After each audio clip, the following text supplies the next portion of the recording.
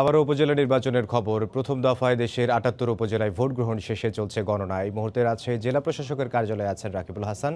সরাসরি যাচ্ছি তার কাছে। রাকিব, ইমদাদ, আপনাকে ধন্যবাদ। পঞ্চম উপজেলার নির্বাচন সম্পন্ন হয়েছে বিকেল ৪টার সময় এবং তারপরে আমরা দেখেছি রাজশাহীর যে ৮টি উপজেলায় নির্বাচন অনুষ্ঠিত হয়েছে সেই সমস্ত নির্বাচনের যে ৫২২টি যে কেন্দ্র, সেই কেন্দ্রের ফলাফল কিন্তু গণনার পরে যেটা প্রিজাইডিং অফিসার ছিলেন তারা কিন্তু উপজেলা যে কার্যালয় রয়েছে সেখানে কিন্তু নিয়ে যাওয়া হয়েছে ফলাফলগুলো। এরপরে সেখান থেকে কিন্তু রাজশাহী জেলা প্রশাসকের যে কার্যালয় রয়েছে সেই কার্যালয়ে কিন্তু এখানে জেলা নির্বাচন অফিসাররা রয়েছেন, রিটার্নিং কর্মকর্তারা রয়েছেন, তারা কিন্তু ফলাফল ঘোষণা করছেন। তবে এখনও পর্যন্ত পূর্ণাঙ্গভাবে কোনো ফলাফল আসেনি। আমরা এখানে নির্বাচন অফিসার আছেন, আমরা তার থেকে একটু জানতে চাইবো যে আসলে আপনারা ফলাফলটার কি অবস্থা এবং এখন পর্যন্ত কতটাই আর ফলাফল আপনারা হাতে পেয়েছেন।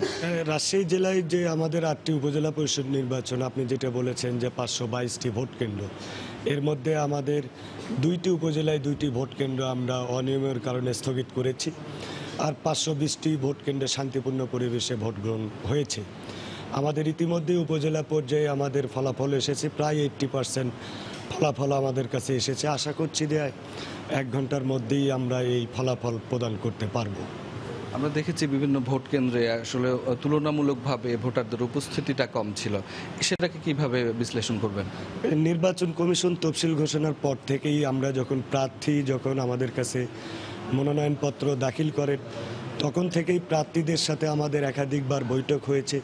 তখন প্রার্থীদেরকেও আমরা আশ্বস্ত করেছি যে পঞ্চম উপজেলা পরিষদ নির্বাচন, এই নির্বাচন অবাধ, সুষ্ঠু এবং শান্তিপূর্ণ পরিবেশে অনুষ্ঠিত হবে। এটি প্রার্থীদের মাধ্যমে আমরা ভোটারদেরকেও আহ্বান করেছিলাম যে প্রার্থীগণ তাদের ভোটারদেরকে জানাবেন যে তারাও ভোট চাইবেন এবং পাশাপাশি যে নির্বাচনের যে পরিবেশ সেটি অবহিত করবেন। এবং আমরাও আহ্বান জানাইছি যে যেটি আপনার পরিবেশ যেটি ভালো থাকবে। আজকে আপনারা দেখেছেন বিভিন্ন মিডিয়াতেও আপনারা যেটি প্রচার করেছেন যে আমাদের নির্বাচনের পরিবেশ শান্তিপূর্ণ ছিল এবং আমাদের এই নির্বাচনের কোথাও কোনো সহিংসতা বা সেই ধরনের কোনো সংবাদ আপনারাও পরিবেশন করেন নাই বা আসে নাই। তো যেটি বিশ্লেষণ সর্বশেষ যেটি বিষয় যে প্রার্থীগণ হয়তোবা ভোটারদের কাছে সেই ধরনের প্রচারণায় তারা হয়তো দোরগোড়ায় পর্যন্ত পৌঁছতে পারেনি, এটাও একটি কারণ হইতে পারে। এছাড়া আমরা কিন্তু শুনেছি যে তানোরে এবং গোদাগাড়িতে একটি কেন্দ্র এবং তানোরে একটি সংঘর্ষ এবং নির্বাচন পরবর্তী মন্ডুমালা এলাকায় মানে দুটি প্রার্থীর যারা সমর্থক তারা কিন্তু মুখোমুখি অবস্থান করছে।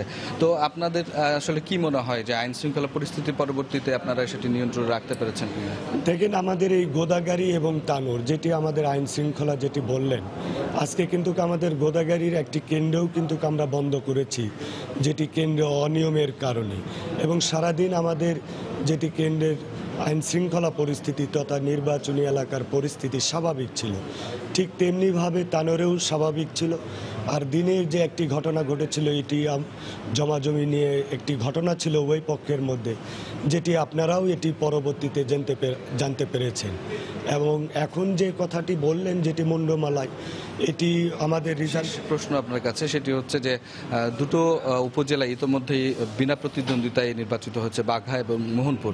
বাকি যে উপজেলাগুলো রয়েছে সেখানে আসলে প্রাথমিকভাবে আমরা জানতে পারি কিনা যে কারা এগিয়ে আছে বা কোন প্রতীকের প্রার্থীরা এগিয়ে আছে? যে আমাদের যে প্রাথমিক যে ফলাফল, যেটি আমাদের উপজেলা নির্বাচন অফিস বা সহকারী রিটার্নিং অফিসার যেটি কম্পাইল করছে, এখন পর্যন্ত আমাদের যে 80% যে রেজাল্ট রয়েছে, সেখানে আমাদের যে 6টি উপজেলায় সেখানে নৌকার প্রার্থী এগিয়ে রয়েছে। ধন্যবাদ আপনাকে আমাদের সঙ্গে অংশ নেওয়ার জন্য। ইমদাদ, আপনি শুনছিলেন যে আসলে যে নির্বাচন রিটার্নিং কর্মকর্তা ছিলেন তিনি বলছেন যে প্রায় 80% ফলাফল তাদের হাতে এসেছে এবং অল্প কিছুক্ষণের মধ্যেই হয়তো আনুষ্ঠানিকভাবে তারা ফলাফলগুলো ঘোষণা করবেন। এবং এর পাশাপাশি আমরাও যে সমস্ত ফলাফলগুলো পেয়েছি সেখানেও আসলে প্রাথমিকভাবে দেখা যাচ্ছে যে যারা সরকার দলীয় যে প্রার্থীরা রয়েছেন নৌকা প্রতীকে তারা কিন্তু বেশ এগিয়ে রয়েছেন এবং তাদের যে নিকটতম প্রতিদ্বন্দ্বী তাদের সাথে কিন্তু ভোটের একটি বড় পার্থক্য রয়েছে। তাছাড়া এখন পর্যন্ত বিচ্ছিন্ন একটি দুটি ঘটনা ছাড়া কিন্তু শান্তিপূর্ণভাবে এই নির্বাচন অনুষ্ঠিত হচ্ছে।